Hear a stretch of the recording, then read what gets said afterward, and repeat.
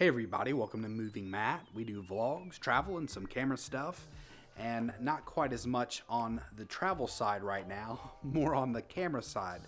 And honestly, today, it's not that big of a news day as far as a lot of different types of material, but there is one big story, and I think it's worth touching on because it really could have long-term repercussions of the entire industry.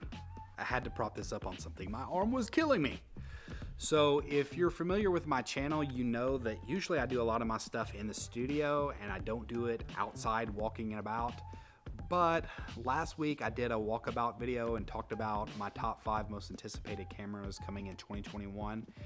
And I really enjoyed it, and I enjoyed the sunlight, so I figured I'd come out here and I'd be a little less scripted, but I am going to get right to the topic at hand, and that is about Nikon ending their production in Japan after 70 years and moving all their production over to Thailand, or at least the production on their cameras. So what does this tell us about the health of Nikon as a whole, and what does the health of Nikon mean to the entire camera industry? Location change. Okay, so back to Nikon. So Nikon is obviously moving their production over to Thailand to cut costs because it's much cheaper to work in Thailand than it is in Japan.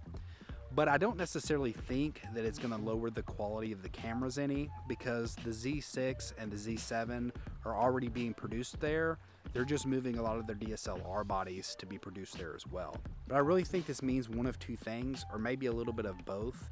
It's either that they really think that they can stay competitive in the camera market, and by actually going and cutting this cost, they're able to put more money into R&D, and they will be able to come out with more competitive cameras in the future, or they're trying to make their margins and overhead look a whole lot lower for a possible acquisition in the future. I know that second scenario sounds pretty bleak, but I really do believe that that may be the more likely of the two scenarios.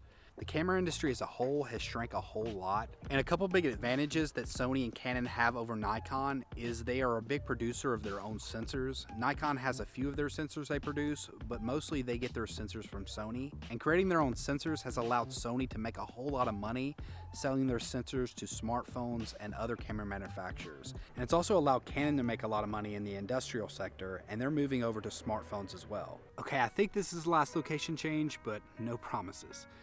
So the other big disadvantage that Nikon has is their demographic seems to lean a little bit older.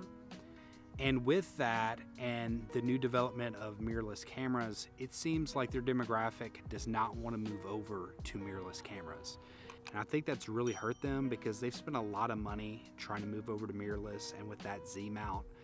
And I really don't think they've made up hardly any of it. And actually I kind of know that because the sales numbers has showed that their mirrorless market, I think it was below 100,000 units that they sold. If I can remember that correctly, I'll post the chart up here somewhere. So if I had to guess right now, I think around the middle of 2021 or maybe towards the end, you're gonna really start hearing about some really substantial rumors about them being sold. Right now, it's just everybody speculating, but I think you're really gonna start hearing some leaks about them shopping around for a buyer.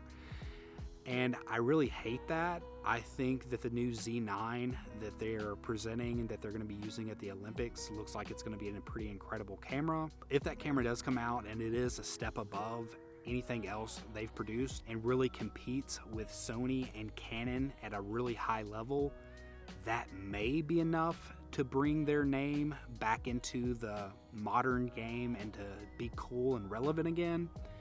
But really, I think it's hard because I think Sony and Canon are both going to have a camera that either is equal or surpasses it in a lot of ways. So I hope I'm wrong, because I think that having more competition in this camera market will drive innovation, and losing a major competitor like Nikon would be terrible. But I think that by the end of 2021 and maybe early 2022 is when you'll actually see them be acquired by someone else. Who will that be and what will they do with that Nikon brand is obviously yet to be determined, but I do think them moving their production over to Thailand may be signaling the beginning of the end for Nikon. And that's insane to say.